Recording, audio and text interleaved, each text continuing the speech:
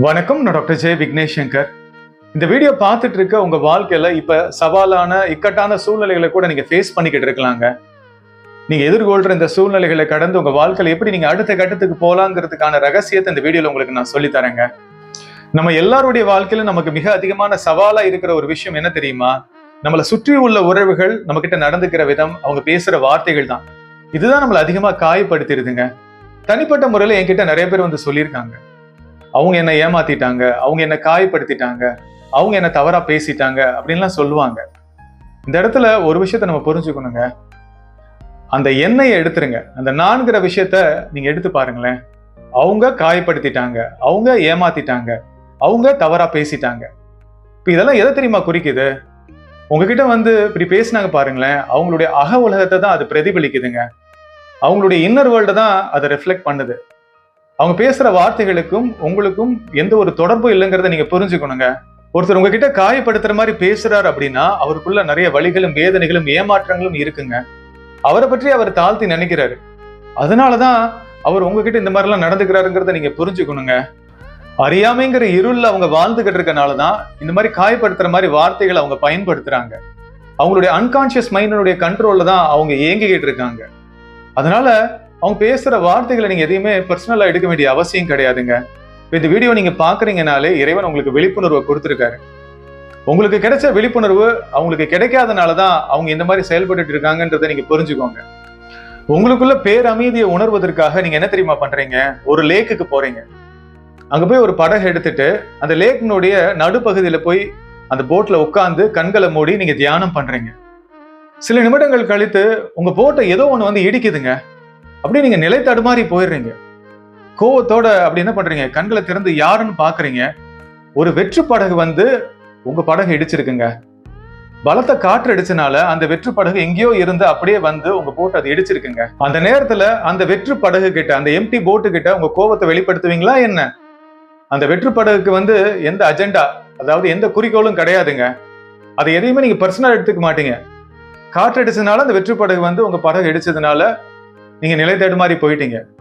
அப்ப என்ன பண்ணுவீங்க? கொஞ்ச நேரத்திலே அந்த சிச்சுவேஷன் நீங்க கடந்து போயிடுவீங்க.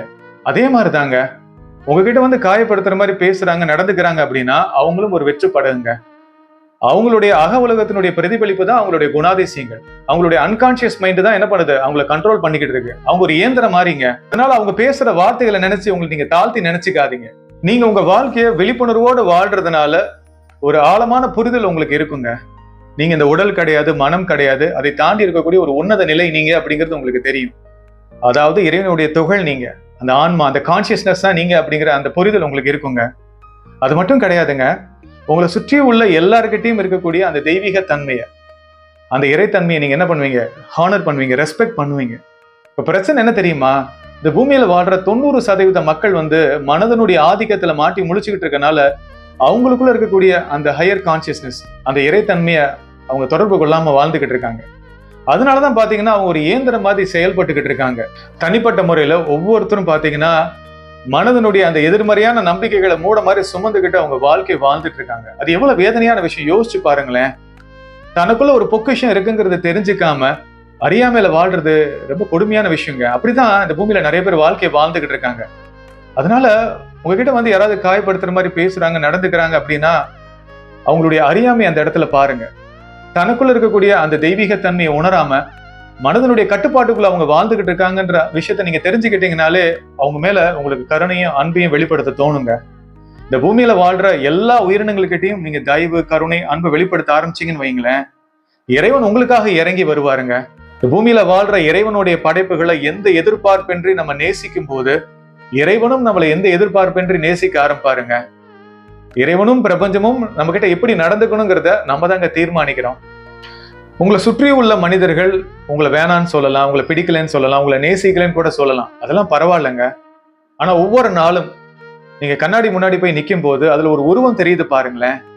அந்த உருவத்துக்கிட்ட சொல்லுங்க, நான் உன்னை நேசிக்கிறேன் அப்படின்னு. ஐ லவ் மை செல்ஃப்னு சொல்லுங்க. இறைவன் என்ன நேசிக்கிறார். இறைவனுடைய வழிகாட்டுதல் எல்லா சூழ்நிலையிலும் என்னுடைய வாழ்க்கையில எனக்கு கிடைச்சிக்கிட்டு இருக்கு அப்படிங்கறத நம்பிக்கையோட சொல்லுங்க. உங்களை சுற்றி உள்ள மனிதர்கள் உங்களை காயப்படுத்தினாலும் வேதனைப்படுத்தினாலும் உங்களை நீங்க விட்டு கொடுத்துடாதீங்க. உங்களை நீங்க நேசிக்கிறதுங்கிறது ரொம்ப முக்கியமான ஒரு விஷயங்க. உங்க வாழ்க்கைய வேற யாரோடையும் ஒப்பிடாதீங்க.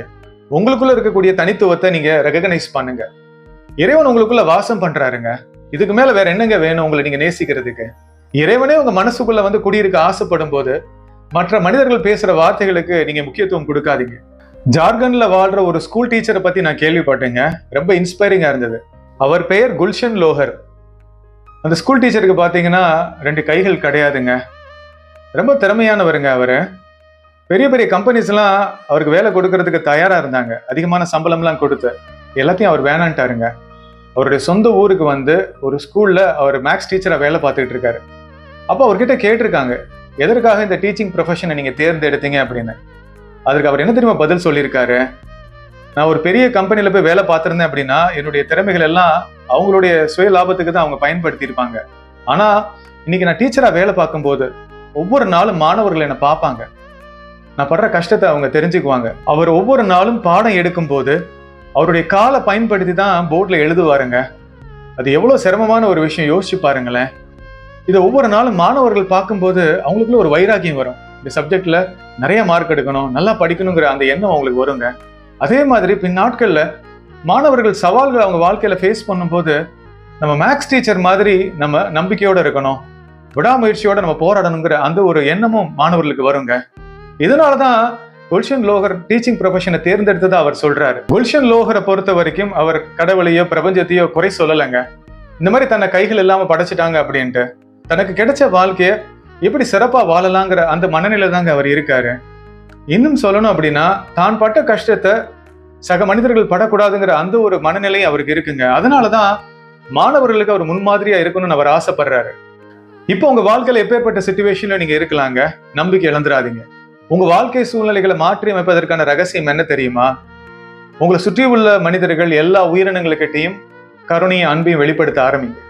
நீங்க எவ்வளவுக்கு எவ்வளவு கருணையுள்ளத்தோட வாழ்றீங்களோ அவ்வளவுக்கு எவ்வளவு பிரபஞ்சமும் இறைவனும் உங்ககிட்ட கருணையை வெளிப்படுத்துவாங்க. உங்க வாழ்க்கை சூழ்நிலைகள் மிகப்பெரிய மாற்றங்கள் நடக்குங்க. கண்டிப்பா உங்க வாழ்க்கையில அற்புதங்கள் நிகழும். நீ எதிர்பார்ப்பதை விட உன் வாழ்க்கையை அழகாக மாற்றப் போகிறேன், என்னை நம்பு என்று இறைவன் கூறுகிறார். இந்த வீடியோவை லைக் பண்ணி ஷேர் பண்ணுங்க. என்னோட YouTube channel doctor Vignesh Shankar நீங்க சப்ஸ்கிரைப் பண்ணுங்க. நன்றி.